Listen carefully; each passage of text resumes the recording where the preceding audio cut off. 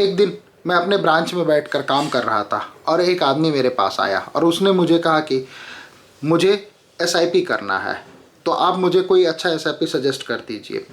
तो मैंने उसके एज को देख के, उसकी उम्र कोई तकरीबन 45 से 50 साल की होगी, तो मैंने उसे बोला क्या जो आप किस तरह के इन्वेस्टर हैं? तो वो बोला क्या आप रिटर्न बताइए और ये किस तरह के इन्वेस्टर, ये वाला सवाल आप मुझ पे छोड़ दीजिए। तो मैंने बोला क्या जो एक काम कीजिए, आप XYZ फंड में पैसे लगा दीजिए, वहाँ से आपको 20% का रिटर्न मिलेगा।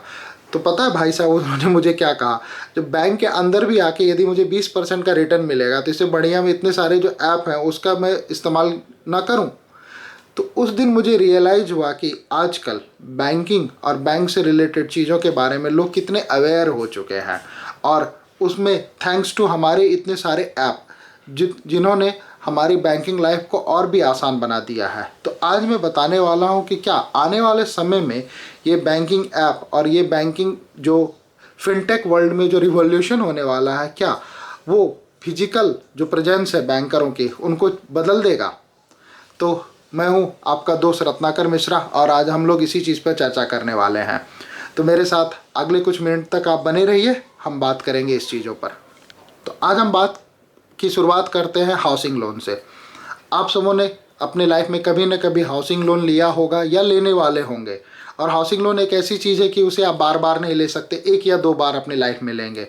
तो आज हम बात करेंगे क्या हाउसिंग लोन लेने के लिए आपको ब्रांच जाना पड़ता है या फिर आने वाले समय में आपको ब्रांच जाना नहीं पड़ेगा। यदि आपने आज से 5 साल पहले या 10 साल पहले हाउसिंग लोन लिया होगा तो आप इमेजिन कीजिए आपको हाउसिंग लोन लेने के लिए ब्रांच जाना पड़ता था, वहाँ पर ढेर सारे पेपर वर्क्स होते थे, वो एक टाइम कंज्यूमिंग प्रोसेस होता था। उसके बाद आपके लोन को सैंक्शन किया जाता था, फिर आपके कॉरस्पॉन्डिंग जो बिल्डर है या जिससे आप परचेस कर रहे हैं उनको डीडी बना के दे दी जाती थी। मगर क्या अभी एक रिवॉल्यूशनरी टेक्नोलॉजी आई है जो आप घर बैठे अपना सारा कुछ अपलोड करें और आपका हाउसिंग लोन जो है इंस्टेंटली अप्रूव हो जाएगा। यहाँ पर इन चीज़ों पर बैंकिंग इंडस्ट्री काफ़ी अच्छे से काम कर रही है। कुछ कंपनियां हैं जो इस पर बहुत अच्छा काम कर रही है। नाभी के बारे में मैं बात करना चाहूँगा। जो नाभी ऐप में ये फैसिलिटी है जो आप 25 लाख से 5 करोड़ तक का लोन ले सकते हैं। बैंक ऑफ बड़ौदा ने भी इस तरह की शुरुआत की है। तो अब आप में यहाँ पर क्या है, जो आदमी की लाइफ को उन्होंने कितना आसान बना दिया। आपको लोन लेना है, आप अपने सारे डॉक्यूमेंट स्कैन कीजिए, ऐप पे जाके अपलोड कीजिए, वहाँ की उनकी एक टीम होगी जो इस चीज़ को स्क्रूटनी करेगी, उसके बाद वो आगे का प्रोसेस करेगी। एटलीस्ट आपका जो टाइम जो है आने जाने का वो इसमें बच रहा है।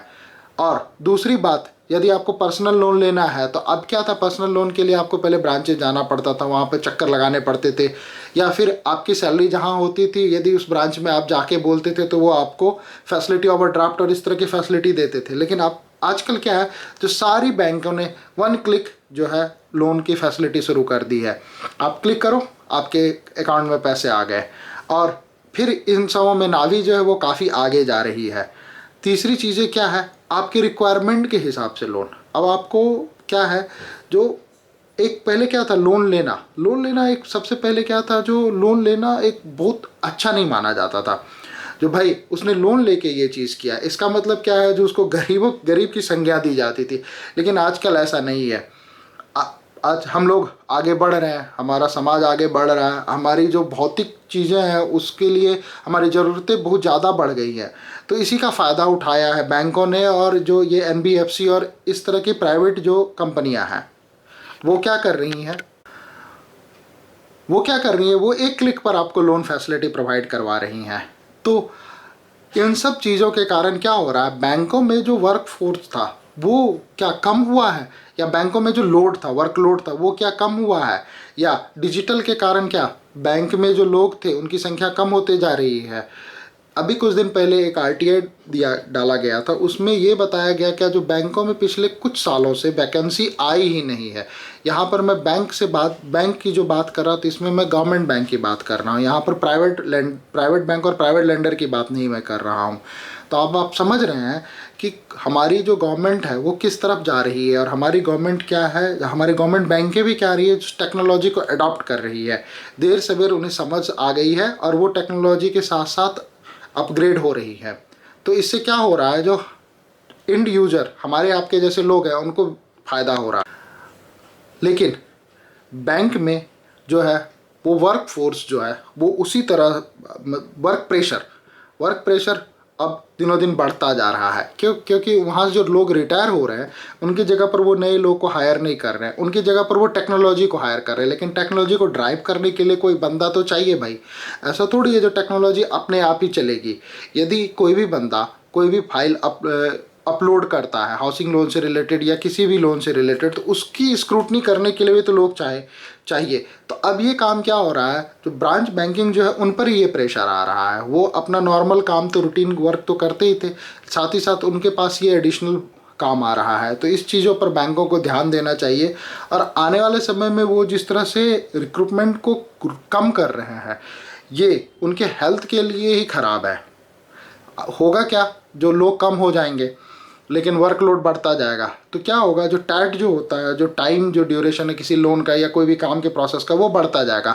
तो इससे क्या होगा, कस्टमर के बीच में जो है ना अनसेटिस्फैक्शन, वो उतने खुश नहीं होंगे उनके सर्विस से, तो वो फ्रिक्वेंटली स्विच करेंगे। जैसे कि XYZ बैंक ने उनको बहुत अच्छी सर्विस नहीं दी, उन्होंने 4 दिन कहा था, उनका टैट था, लेकिन उन्होंने 10 दिन का टाइम लगा दिया। तो वो क्या करेंगे, वो स्विच कर जाएंगे ABC बैंक के पास। तो ये चीज़ें बैंक के हेल्थ के लिए बहुत अच्छी नहीं है। हम लोग इसी तरह के हेल्दी टॉपिक पर आगे भी बात करते रहेंगे। मेरे वीडियो को देखने के लिए धन्यवाद। यदि आप इस चैनल पर नए हैं तो इसको सब्सक्राइब करना ना भूलें और लाइक बटन पर तो ज़रूर क्लिक करें। और आपके कोई भी सजेशन हो तो कृपया कमेंट